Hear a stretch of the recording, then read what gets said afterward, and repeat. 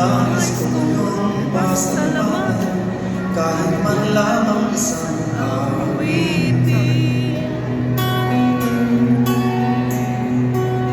Parang kailan lang halos ako ay magpalimos lang sa